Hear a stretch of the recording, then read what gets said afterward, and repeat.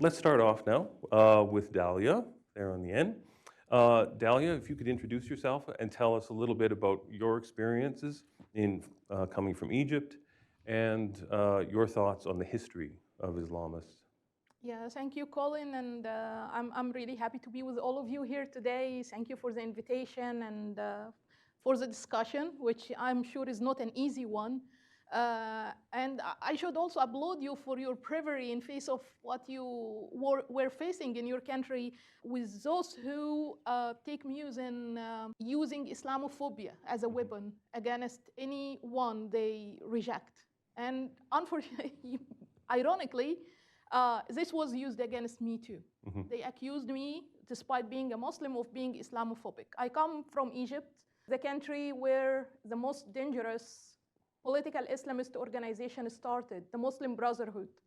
And I call it the most dangerous, although all the time they claim that they are more moderate than the Salafists or Sunni groups, Sunni extremist groups like Al-Qaeda and ISIS and so, but they are the most dangerous because their thought, their ideology was the basis upon which all these extremist groups was built.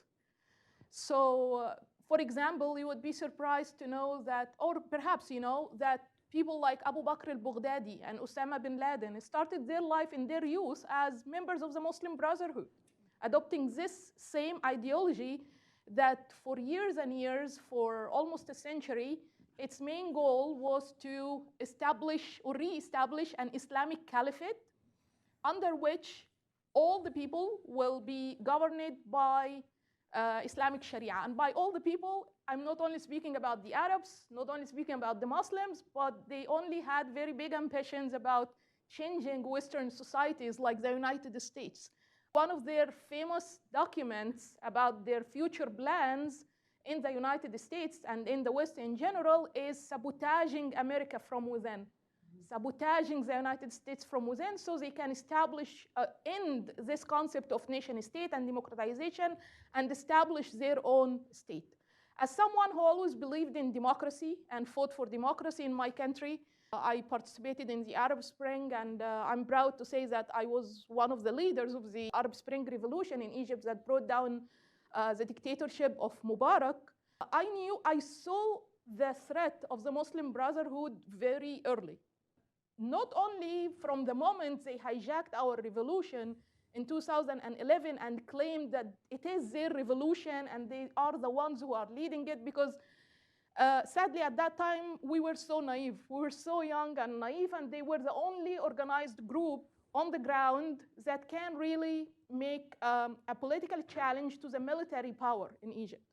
So they hijacked our revolution very easily, but even before that, I saw their threat coming because of the influence they had at Egyptian universities using the same rhetoric, the same narrative that is now used in American universities and Canadian universities and the universities in the West, which is the so-called Palestinian cause.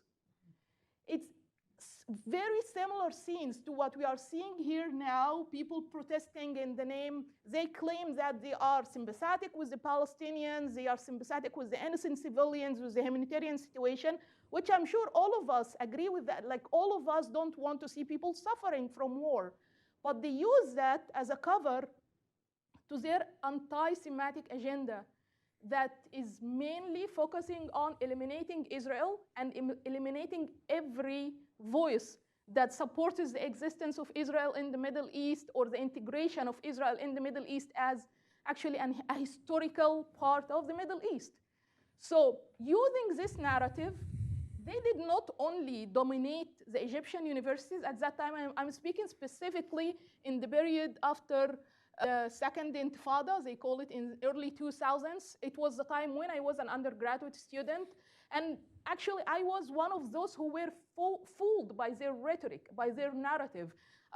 Day and night, we're watching footage on Al Jazeera TV.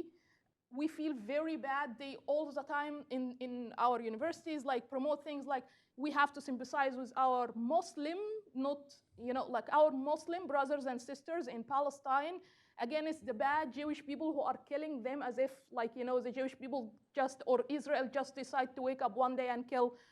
it was even said in our media, actually, that Israel is purposefully killing the Palestinians because their number is multiplying, and thus they want to make sure that their number will not outnumber the number of the Jewish people in Israel.